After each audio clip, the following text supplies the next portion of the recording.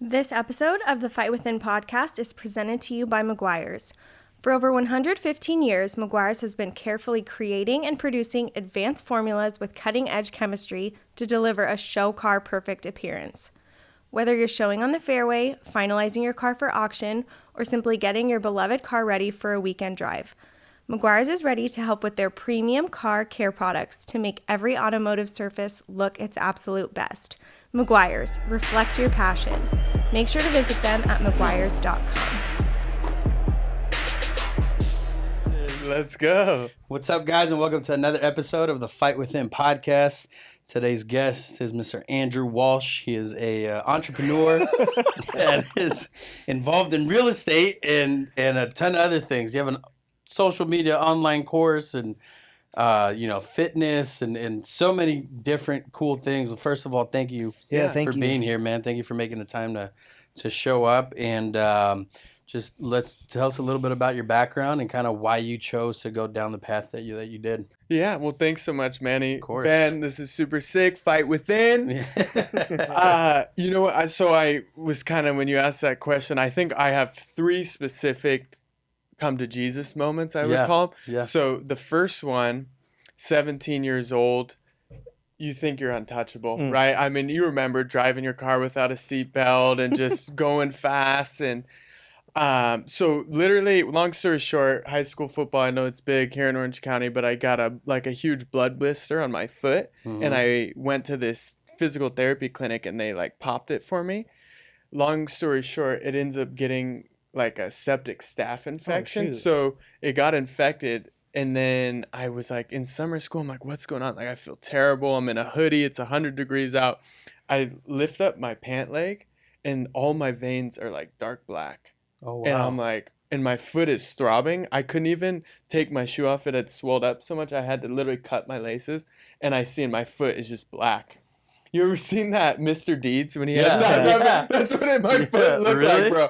And I'm free. Even right now, I kind of start sweating and remembering this. Call my dad. They rush me to the ER. They end up shaving it off. They get me in. They're like, hey, it looks pretty good. Let's just have you take a quick urine test and just make sure it's out of your system. Well, I take this urine test and I'm peeing Coca-Cola black. And I'm freaking. I'm like, dude, something's wrong. The doctors come in. They're like, oh my gosh, the staph infection from your foot is now in your bloodstream. So it started to give me organ, heart failure. And this is from summer school, day of, hours later, they're rushing me into the ER. They got the defibrillators. They got all these, they're hooking me up. They're pricking me. And I'm like, what is going on? My fever's going up. You see the heart rate thing. And this is just happening so quick. And I'm kind of freaking out. My mom's rushing. My sisters are there. They're crying. And the doctor, I didn't even know this, but he told my parents that day, your son might not be alive in the morning. You guys need to pray. And I just remember my parents praying over me, and I was feeling literally I was dying. I just felt like my body was quitting. And the next thing I know, I wake up in the morning. My parents are there. They're crying, and they're like, oh my gosh, the medicine must have just kicked in time to pretty much get the staph infection out. I have this huge, I still have the scar. It's this prick line because they had to put it into my heart. So it was this tube that connected all the way into my heart. Had to wear it for 2 weeks after. And you're 17 years old and you think you're invincible. And then you literally almost die in hours. Yeah. Just like that, bro. And it just literally changed my whole life to every day is the best day ever. This truly, today, people listening, this is a gift from God today. We're not promised tomorrow. God willing, we get tomorrow. But I mean, that was probably one of those moments that just forever changed my life. Dang, that's so scary. Yeah, it is, bro. But then how'd you handle that? Because obviously you're 17, like you said, you feel untouchable. And yes, I do remember feeling like a knucklehead and being I know everything. I'm the strongest kid in the world. I'm so tough. Thinking I knew it all, not having any life experience. And then having a kid at 18, completely flipped my world upside down. Yeah. But how did you get through that? Did you have a support system? Did you guys put together a plan that's hey, this is what happened. Here's how we're going to deal with it after. What did you do after afterwards? I think after that, like I do feel like God always sometimes has these like crazy events, like maybe for you is Yeah. having your first kid. And I guarantee somebody's listening right now. And if you go back and look at your timeline, there's been all these kind of like big blips Sure. where something gnarly has happened in your life, Mm-hmm. and that has forever changed your character. And I'm Mhm. big on like in the word, it's all about developing Christ-like character. Yeah. And that for me was humility, like humbling yourself. Like you have all these Division I football scholarships, you're jacked, dude, you're winning all these awards and stuff, and you get humbled real quickly, dude, when you're carrying around a little IV bag and you got the gurney and you need Yeah. help peeing and you have to have a nurse come and change your IV every week at the house. That's humbling, bro. Yeah. From like here to here. And I think going back, it's just like that made me really kind of dive deeper into my relationship with God and just truly every day, like, God, thank you so much for my health and my safety. I still pray that every day. Like my wife and I, every morning we make our bed.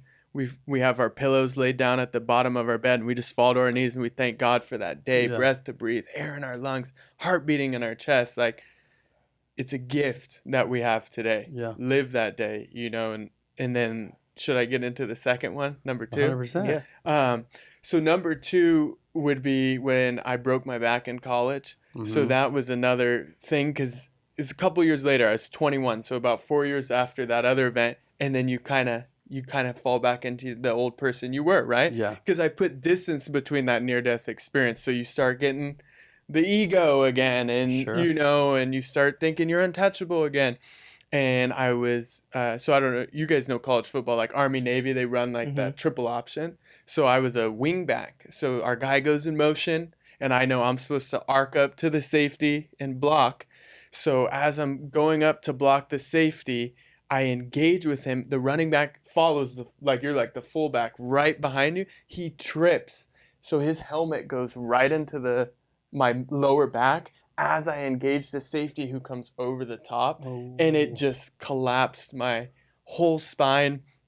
Felt it immediately, like a pop, and then just you ever had just your foot go numb and you just got the needles on the bottom Yeah. of your foot, and it is like imagine like your foot falling asleep times 10x, like just fire pain. Oh, I'm spitting. I'm like, dude, it's fire pain, bro. And that was super intense because 21 years old, still trying to go to school, college classes. I couldn't even bend. I pinched off my sciatic nerve. So there'd be random times if I moved that it would completely pinch the nerve and I would just lose all feeling in my leg.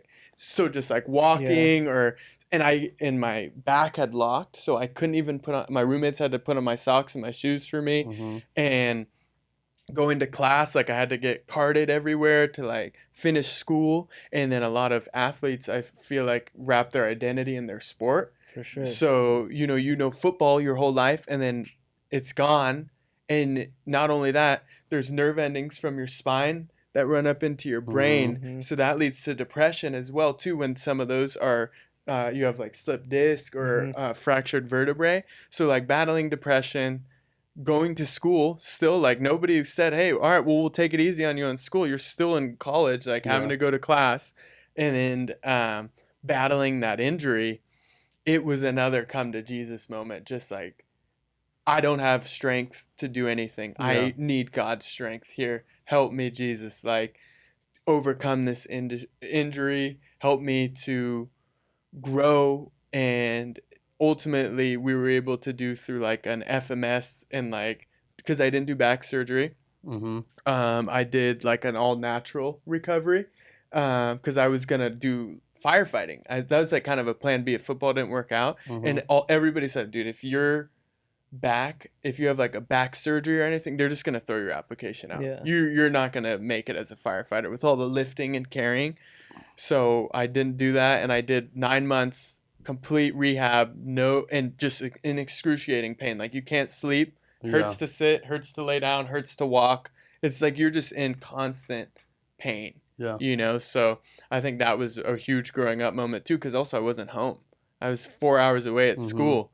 So you're depending on roommates and, your own strength, and that's where it's like you just need, honestly, for me, it was all God to kind of help me out of that time.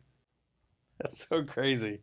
What now looking back, what do you think God was trying to show you or trying to tell you in those times? Because it's like you said, going from here and then having your identity wrapped up in sports, Yeah. having yes men and people saying how great you are and kissing your behind and telling you you're gonna make it here and you're gonna do all these special things, and then all that being taken away like that Yeah. because of doing something that you love. Yeah. You know, what do you think now in retrospect God was trying to tell you, or what lessons did you learn going through that?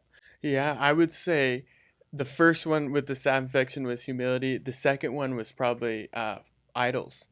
Yeah. And I mean that in a sense of you can't serve two masters. Mm-hmm.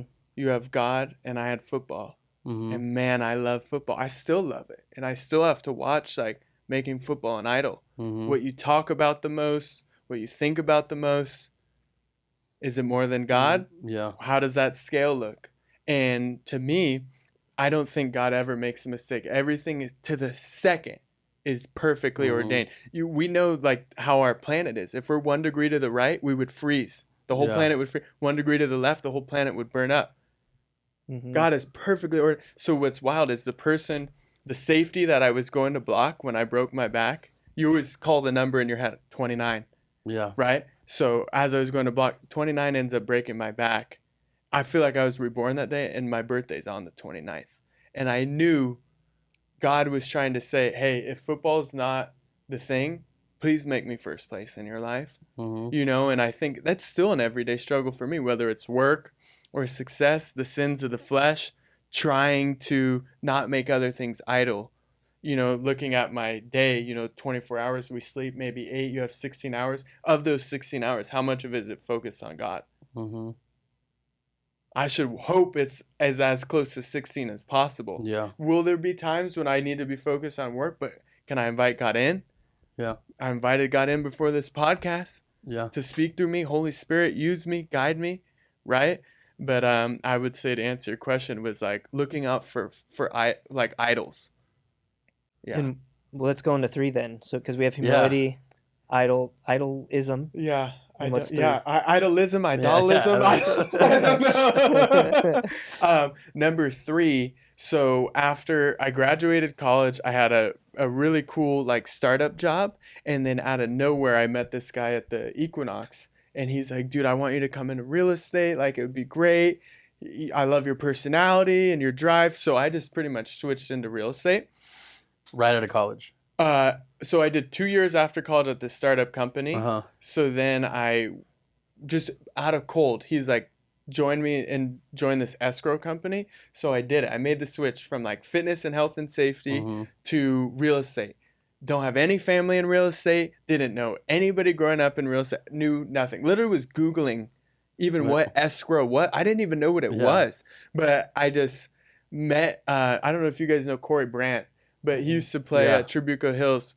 And he was working there. And I'm like, oh, Corey, he was like, went to UCLA. He's a smart guy. He's 4 years older than me. He's doing this. He's successful. So sure, you see somebody, one of your peers who's doing well. So I'm like, I trust him. Let's make the leap. So long story short, I was really struggling in real estate because I didn't know anything. So what do? You try and model people who are successful Mhm. around you. Mm-hmm. But what happened is I kind of lost my true identity. I would start wearing suits, going to Men's Warehouse, like dressing all nice, showing up to these houses in my beat up 2006 Scion, and I'm at a $4 million house in Newport Beach. And it's like, I just felt so out of place, honestly. And I kind of started like battling depression too, because I was just like not succeeding. I wasn't getting sales, and it's a tough industry to break into. So then the market kind of tanked in 2019 as well. And next thing you know, I've only been here 8 months, but I get called into the office, and they pretty much fired me, let me go. I was like on that low ring of the totem pole, newer rep, and man, talk about like an ego punch. And the worst part is I actually got let go. And I'm like, well, let me keep my phone number, because I had a company phone. So the guy they shut off my phone. I'm using the guy who's firing me phone, and I'm on there with Verizon, like, hey, I'm going to go get a new phone, keep my number. And it buzzes.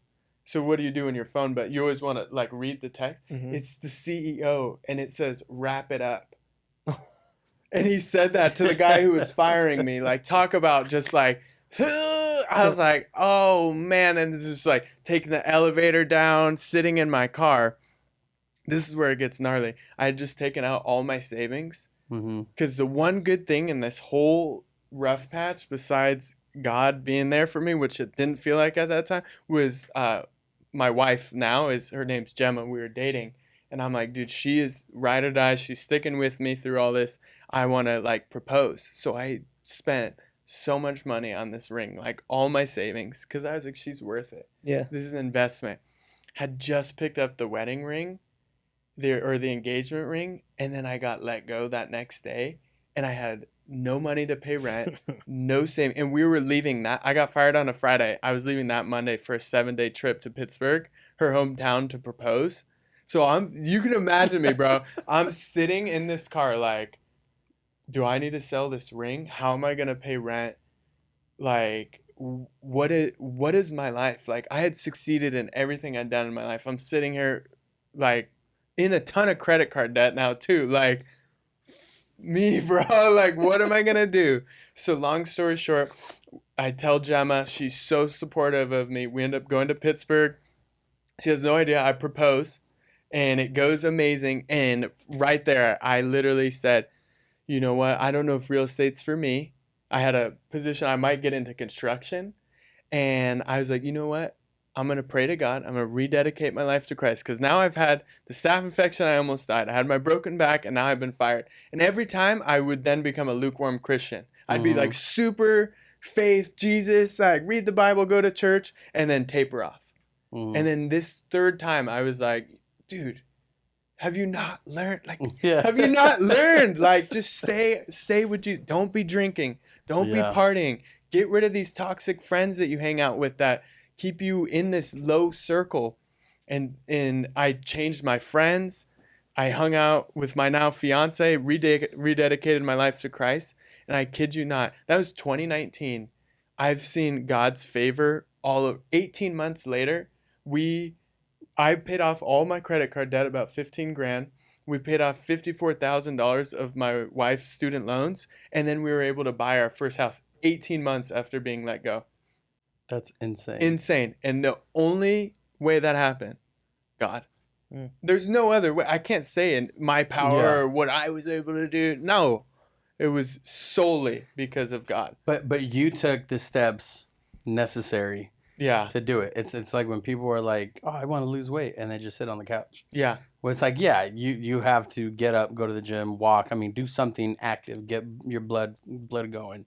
And I think it's so awesome that you share that, because I think that's what people need to hear. It's like, yes, people are successful because they work hard, or people have a great relationship with Christ because they get into their word. You know, they try to live like that. But you took the steps and took action doing something. Yeah. You know, and you shared how you did it. You know, you got rid of friends, you changed your circle.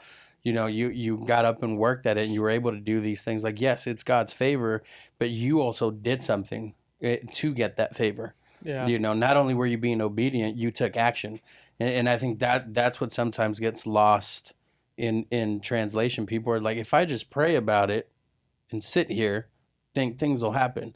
It's like, no, it's not like that. God wants you to go out and get moving. Like, how else are you going to share the gospel if you don't get up and move and go talk to people and love on people? You know, I think that's rad, man. Good for you. Dude, I want to say something, Manny. You brought up like the weight loss, which I think is great. So imagine, you know, Ben and I have this weight loss book. Yeah. And I hang out with Ben, and we're at the coffee shop, and I'm like, dude, I love, like, did you read this section? And we highlight it, and we talk about this weight loss, and it's so great. And I love reading this book about weight loss. Like, I can't wait to meet with you next week. We'll read another chapter on weight loss. And then I go home and I'm eating all the same food and I'm not working out. But man, I love this weight loss book, right? And that's how faith is a lot of times for Christians. We read the Bible, we highlight our favorite verses, we know everything in it, but are we applying it? Am I going to the gym and eating consciously and like doing all the things right that you would if you wanted to actually lose weight? You have all the knowledge, but then like you said, you have to apply it. And like Tony Robbins says, new action equals new results. Insanity is doing the same thing over and over again, expecting a different result. And that's what I had been doing. I had been doing the same thing, and I'm like, why does my savings account negative? Why is my credit card like this? And you know, one of the biggest things in the Bible, money is mentioned more in the Bible than it talks about heaven or hell. And God uses money more than anything else to test you. And my wife and I, we did Dave Ramsey's Financial Peace University, because I had parents who never once said, son, let's sit down and talk about money, or like, hey, do you want to talk about credit card debt today? And it's like, never. And sitting through with my wife, you know, too, it's like we have stressful jobs. We get home, we want to watch Netflix or we want to eat and just chill. I don't ever like, hey, you want to go talk about budgeting right now? It's like never the time. But taking a Financial Peace University course every Sunday, you're in there for 2 hours. You're watching the video, you have the book, you talk about it, you do it there, and it's a safe space to talk about finances and to admit. And then you see all these other people raising their hands, and there was over $1 million in debt in our classroom of 24 people. Between 24 people, there's $1 million worth of debt, right? So learning finances, and then I feel like if you can learn and God can trust you with money, he knows you're going to be wise with it, then he can trust you with more. But if you're not learning about money, you're not going to a course, you're not doing the baby steps, why would God bless you with more money if he knows you're going to be in the same spot next month, you know? Yep, that's me all day right now. Money's big. Like you said, I think it's one of the most mentioned topics in the Bible, actually, right? Like I don't want to say the exact number because I'll butcher it, but it's one of the most talked about topics. And I like how you said that, because especially since we're going to be talking about kind of like where you're at now, like a lot of it's money, right? Not just you personally, but the people that you work with. And living in Southern California, man, we're in like one of the most wealthiest per capita areas in the world. And I think people forget, like especially Christians in the church, money is good. Money is not bad. It's how we perceive money. But just like anything else, like you talked about idolism, right? Like having an idol. Money is an idol. And my wife and I had very similar things where, you know, from the outside looking in, like everyone thought like, oh, dude, Ben crushes. Like he's got, during the time, like 4 stores. He just opened a restaurant. He's doing this. He's doing that. Him and his wife just moved to this new place, like all this crap. But, you know, they didn't see the literal struggles of like, how am I gonna buy my wife dinner tonight? Like, they don't see that, you know. There was a span, I don't think I got a paycheck for like 10 months. But they see all the cool things I'm doing, but they don't see the sacrifice for it. But money is one of those things I think that should be talked about, and is I'm a big believer in like giving God your first, right? Like just like we're called to do. Not to like brag and turn this episode today about like Jesus and money, but like for us, the biggest change in our marriage and us financially is when we truly put like God first. And that meant in our giving as well, our finances. And I remember a few years ago, there was times where I was like, dude, we have to tithe, but it was either tithe or cell phone bill or tithe or whatever, right? Because you're stuck in that cycle. But I would sit there and I'm like, dude, I'm paying for my jiu-jitsu gym. I box 3 times a week with a personal trainer. I do all this stuff. I'm like, and I'm here trying to complain that I can't tithe. So it was like one of those like, oh, okay, you can tithe. You're just being an idiot, like, you know? And so I remember vividly, and the conversation that my wife and I had about, we're going to, whether it's biblically right or wrong, I don't know. I don't know this answer, but it worked for us. Where we decided to put our tithe as a quote unquote bill, not an actual bill, but we treated it as if, like, if we don't pay this, we're getting kicked out of our place, right? And that was the first thing that we paid. And it didn't matter if I had to pay something else, like it was the first thing, and we both committed to a number that was significantly more than 10% of what we made, but we felt that's what God was telling us to do. Yeah. And dude, I remember there was one time, which I know is not biblically correct, but I couldn't make my tithe payment because we just had a lot of things happen after our daughter. Like we just had to spend a ton of money. Yeah. And I was like, dude, I'm not missing this. I don't care. I used my credit card to pay for my tithe, Yeah. which is right. Like I said, wrong, not the right idea. Where but your heart was. So. Yeah, but I was like, I'm not missing it. I don't care. I'm Yeah. going to have to pay interest on this tithe because I didn't do something properly. Yeah. So I remember that day, and ever since then, like it hasn't happened again. But thank the Lord. But it was one of those moments where I was like, dude, I'm not missing this because I committed to it. Yeah. Like, and since I was foolish with other things, like I'm still doing this tithe because I committed to it, and I know what's right. And since that day, though, all that to say, since that day, like, do we still have our moments where we're like, dang, dude, like we need to buckle down a little bit. We need to do this. Well, of course, right? Like we live in Southern California. We talk about it all the time. Yeah. But God has just opened so many doors for us since then. Cause we got married in 2017. So we've had a lot of years of being able to stick to what we said, and not even just the finances. Finances is great, but just like everything in our life. Like our marriage is at a point right now where it's like, I am so thankful. We're about to have our third kid, and I'm like so thankful that I get to be a father. Our businesses are at a place that they've never been before. Yeah. Like all these things, right? We just went through like the hardest 2 years of probably ever in the world. Yeah. And we had the 2 best years we've ever had. So it's like there's all these things that it's like you can't make that stuff up. It's a testament to God's faithfulness in everything that he can do for us. But I mean, like I said, there's still times where I'm like right now is one of them. We have to pay for the third baby's stuff, and I'm like, oh man, like Yeah. we definitely didn't budget for that because I didn't know it was going to cost that much. So there's still moments like that, but it's also like, okay, it doesn't matter like if there's sometimes like a setback. It's how you continue to do things.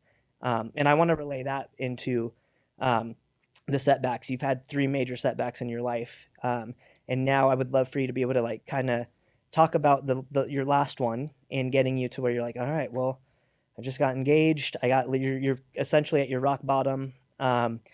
You and your wife decided to do the Dave Ramsey course.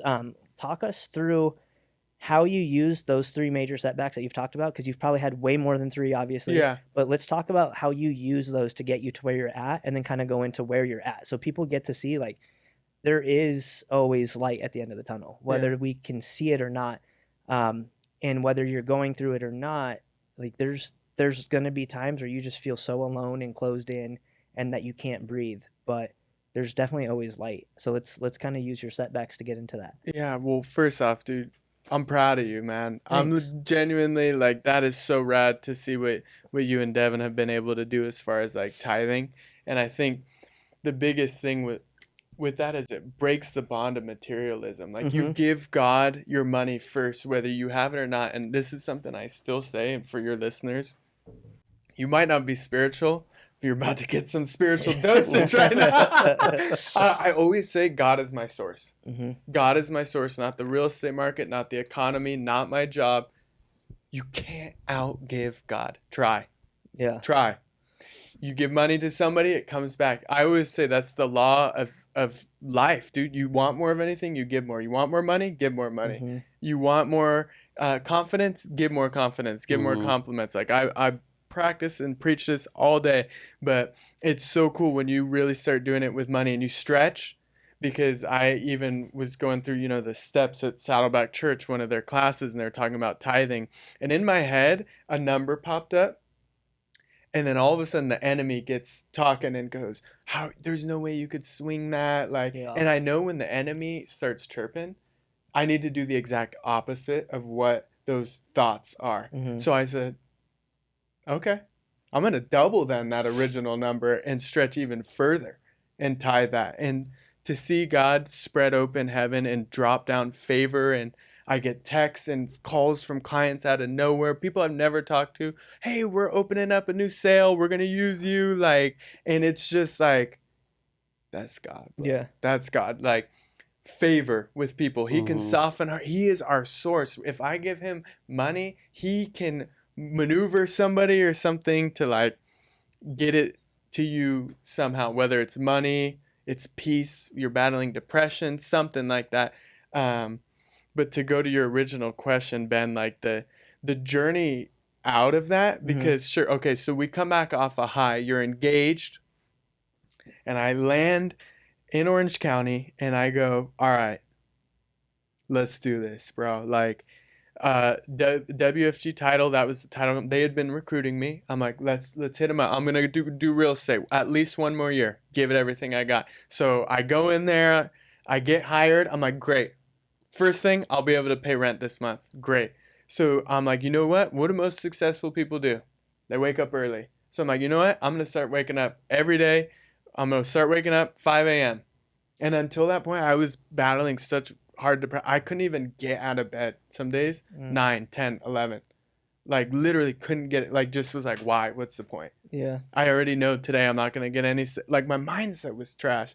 My words that I was using were not self-serving. It was like not good. So started waking up early, would make the bed every morning, started listening to the Audible book, Purpose Driven Life, started learning about like affirmations, meditation. So I started developing this morning routine. And then, you know, you have the reticular activating system, the RAS in your head. And as soon as you start learning more about morning routine, you're on YouTube and you hear like, hey, these are what some other successful people are doing, that and algorithms. So I started learning how to create like a really powerful hour morning routine. And I started noticing at the end of my days, I got a lot done. I felt great. And I'm like, wow, I changed my state that first hour because I would wake up still depressed and sad. But then after that hour, I'm like, dude, I feel pretty unstoppable right now. And you carry that through your day.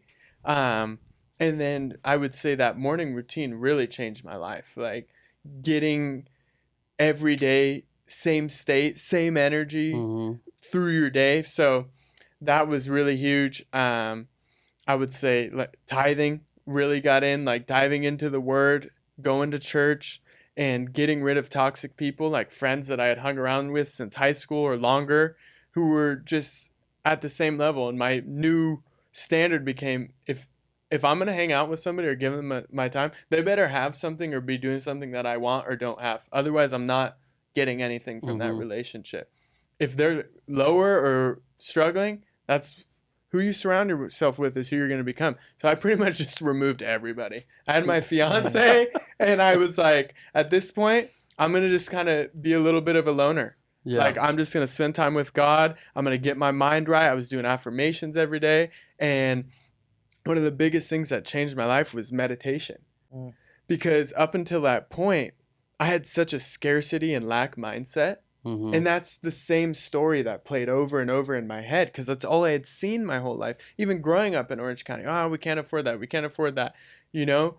So then when I would meditate, I'd close my eyes and I would visualize, you know, like 3 big things happening in the future, like a big goal being achieved or a financial milestone, or like for me at the time, it was like paying off our debt. I could literally see we had these gold balloons that said 54 on it, and I could see my wife and I taking that photo that was $54,000 paid off, debt free, while we still had 48,000 to go. I would see it as clear as day. And next thing you know, you start chipping away. And it became because your brain can't differentiate between what it's visualizing and what is actual reality. They've done studies where they will have somebody like hooked up to brain monitors, and they'll show them a dog and they'll watch what happens to their brain waves, and then they'll close their eyes and they'll describe that same dog, and they're visualizing it in their head. Their brain waves, everything identical. So your body can't, you know, so then all of a sudden your RAS starts helping you get to what you're visualizing every day, and you start rehearsing the story over and over. You start changing the script in your life to like, damn, dude, this is possible. Like, dang, we could own a house at 26 years old. It's possible. Before, I never would have even thought that. But you rehearse it in your mind every morning. You see yourself holding your wife, walking her across that front step. And and you're just sitting in a house that you own, like, wow, we can do it. And then all of a sudden, bro, I'm just telling you, like, to me, meditation coinciding with prayer, it's like it gives you the vision. Like, God doesn't give you any dreams without putting in your heart and a way to do it. Mm-hmm. And one of my favorite verses in the Bible, it's so short and sweet, but it's Matthew 9:29, which is my birthday, 9:29. That's how I remember it. But it says, according to your faith, be it unto you. Mm. So you're going to get what you expect from God. If I expect, God, please help me to pay my bills this month, then he'll help you. God, I'm praying that the amount of money that I make this year, I'm actually able in the next year to give that amount next year. Like, I'm able to pay off my whole house this year. I'm able to buy somebody their first house, right? So I think like those were huge moments, like to kind of get moving in the right direction. Yeah. And you got something? No, go for it. I was just gonna say, so use it like so you use like your setbacks as just a. I like how different people describe how they get to where they're at, right? Like you're clearly on a lot more like faithful and a believer of Jesus. So your like story might be a little different than the next, but using those setbacks to really to kind of hit home your faith is what sets you apart from some of the other guys or girls that we've had. But so when you decided to just go for it, kind of just like walk us through like what now that you have the track that you're on.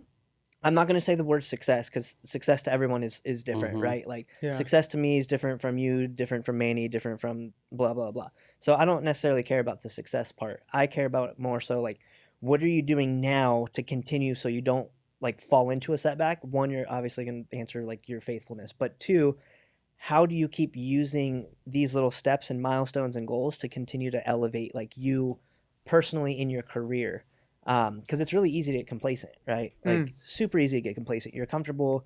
You have you guys have good jobs. You have your own home. You have whatever, but kind of walk us through like what you're doing to make sure you continue to like elevate yourself. Because there's a lot of people that they just get stuck and they'll they fall back into a rut or they complain about how they can't do this because they've been just stuck.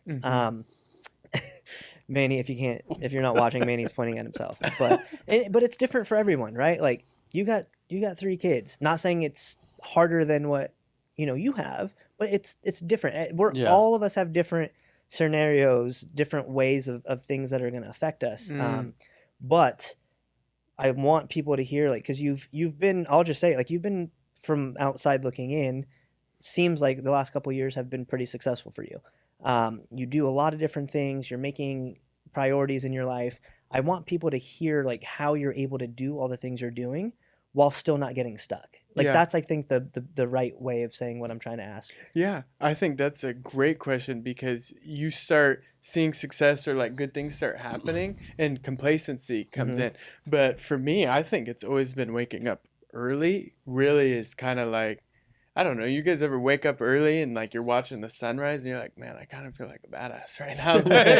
Like everyone else is sleeping and I'm up and I'm kind of crushing it, So the biggest thing I'd say, I love it so much. My wife and I, we do our morning routine together. So every morning we wake up at 4:59, not 5. We like to wake up 1 minute ahead at, 4:59 because I'm a big believer in like that Ed Milet power of one more. Because the separation of winning and losing is so small that all those little one mores, they add up. So we wake up at 4:59, we make our bed, we fall to our knees, we pray, we thank God for that day. We go into our living room, we do the Wim Hof breathing, which is really sick because it puts you in fight or flight mode, high stress, like so you breathe like that and then you hold your breath. And for me, I'll rep out push-ups holding my breath and she does squats.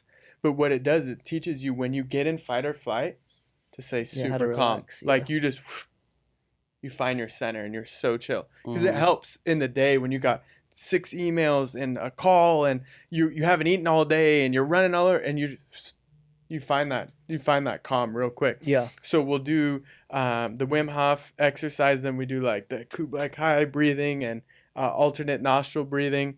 we read these daily promises, which are promises in the Bible, kind of like affirmations. People can do like I am statements, like I am worthy, I am unstoppable, like all these kind of get them in, because the first 7 minutes when you wake up are the most important of your day, because your brain wave cycles are operating at dream state cycles. So whatever you feed and put in your mind in the first 7 minutes of your day affects your whole day. So if you hit snooze, or you wake up and you're on Instagram or emails, you're already a victim to the world. You've lost. That whole day is, you could pretty much do nothing. You failed that day. So you need, and it's kind of hard for some people to hear, but there's no other way to say it. Yeah. You need to wake up, and the first seconds, like programming your mind, like I can do all things through Christ who strengthens me. Favor surrounds me like a shield. I am a magnet for blessings. Whatever I touch prospers and succeeds. Like that is the cadence in my head all day, and it changes your whole perspective on your day. And to answer your question, like meditation, we still meditate every single morning. We read the Bible together. And meditation to me helps you break complacency, because in the we do a guided meditation. Your users, I could send it to them, or it's on my YouTube channel. It's 10 minutes, but the first 3 minutes is just breathing, just breathing. The next 3 minutes is 3 wins, just in your lifetime that you can look back on. Like maybe for you is when you had your kid, maybe for you is like a big, championship fight or something like that. Like you look at your 3 wins, and then you look at 3 things you want to do. And those 3 things that you want to do, usually for me, I'll look at like, how am I winning this day? Like I already saw us sitting here in the podcast, and like at the end we're high-fiving and it went great. Like I already saw that today. Now I just got to live it. Right. And like opening my phone, I have the closed orders and the deals, and I'm praying over people today and inspiring others. And then I'll go to like kind of what's going on in my month, and then another big goal. So as soon as I snap out of this meditation, I have a very clear focus of what to do and where to go. And then I time block like crazy. Like that's how we were able to kind of do this podcast today. Yeah. Is like I am in such control of my schedule. And I work with real estate agents, and they're all over the place. They're all over the place. Yeah. But everybody, I always tell them, what's your tipping point? Your tipping point is like, it's like maybe the kids in school, or all of a sudden I have showings and have to meet. Say it's 10 a.m. Like after 10 a.m., my day is pretty wild. Sick. Reverse engineer a calendar from 10 a.m. If that means waking up at 4 to get your workout in, 4 to 5, you can do your meditation 5 to 6. By 6:30, you're taking the kids to school, and you've already done all these little things. And the best way I can explain like how time blocking has changed my life during the pandemic, there was a lot of fear, a lot of worry. So I just started Googling like, what are some ways to combat fear, anxiety, because I was feeling that. Everybody was feeling that. They said journal. And I'm like, oh, okay, I can do that. So I'm like, let me just do 30 minutes a day. I pulled up a little Word document. In 6 months, I had a 300-page book written. Sheesh. And that was just from literally, I would set a 30-minute timer. When it was done, it was done. But that's the power of compounding interest, just like money. So it's like, people are like, how do you have a marketing business and a fitness business? I'm just good with my time. I create 3 days in one. I create like my morning Andrew time and fitness time, my work time, and then quality family time. So at the end of each day, I live 3 days in one, essentially, right? Through your calendar. I'd say time management. Mandy's heard me talk about it so Huge. much, but people literally, that's one of the questions I get asked most. That's why I like asking it, is like, how do I do all the things I do? Yeah. And one of my staff actually just said it to me a couple weeks ago, and it was so funny how she said it, because like she meant it as such a compliment, but the way it came out could have sounded like almost like a punch to the face type thing. But I took it as such a compliment. She was like, Ben, you're honestly the most busiest, unbusy person I've ever met in my entire life. Yeah. And I was like, thank you. And she's like, oh, okay, good. Like it did what I wanted to. Because she was like, you literally do so many different things. You have a family. You like make your health a priority. Like that takes a lot of, time. And she's like, and yet you're also one of the people I see like never doing anything. And I was like, that's the biggest compliment you can say. Yeah. And I was like, because when I'm here in front of you, I'm being intentional, right? Yeah. It's the reason why I go to the shop. Like I don't need to be here. I'm not on the schedule. Like that's what I have an amazing team for. I'm here to literally just invest into the, my staff, the people that I want to see want them to see me.